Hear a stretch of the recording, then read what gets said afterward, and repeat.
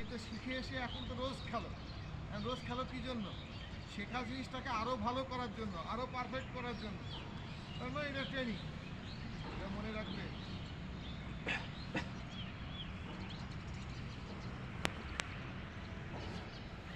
এই যে রেডি, কেউ মারবে না। আমাকে অল আর ওয়াশ মি, ওখানে দাঁড়িয়ে রাখ। আমি কীভাবে কী করছি সেটা দেখ।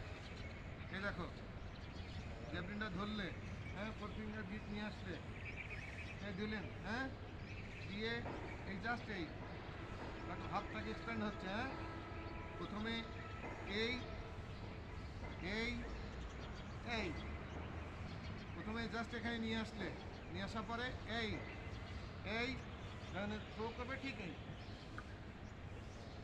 বুঝানো গেল? আচ্ছা ঠিক আছে, তুমি করো দেখি ফার্স্ট। হ্যাঁ, একবারে চলে গেলে কোনো হাত। হ্যাঁ, এই দেখো আমি তোমাদের বলি, ফের দেখো, সবাই শেখো। তবে আগে 4 ফিঙ্গার গ্রিপ ধরলে, হ্যাঁ, নিয়ে আসলে এখানে 1 2 3 মানে একদম লাস্ট। এরপরে হাত এক্সটেন্ড হবে না। এই অত উপরে যাচ্ছিস কেন? হ্যাঁ, অত উপরে যাওয়ার দরকার নাই। কি আকুদ নিয়ে অত উপরে যাওয়ার দরকার নেই। এই যে কান, এই দেখেন, এই জাস্ট এই কানের কাছে নিয়ে আসেন। সবাই ধরেন এখানে আমার সাথে সাথে। কি হলো, সবার কানের কাছে নেই কেন? ঘাট কাট করে আসিস কেন? হ্যাঁ হ্যাঁ, ঘাট সোজা কর। 1 2 3। হাত এইদিকে যাচ্ছে কেন? হাতটাকে যত ভিতরে রাখবে তত বেটার হবে।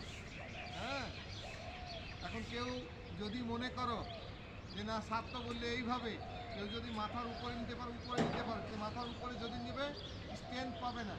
এই জাস্ট এই পজিশন থাকলে স্ট্রেংথটা বেশি থাকবে, থ্রো বেশি হবে।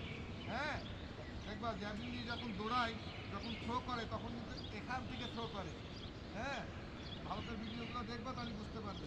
ঠিক আছে, তাহলে গেট রেডি। 1, আগে পজিশন নাও। আমি তো এখন আমি দেখালাম, দেখাইনি আমি? 1 2 3 তোমাদের সাথে।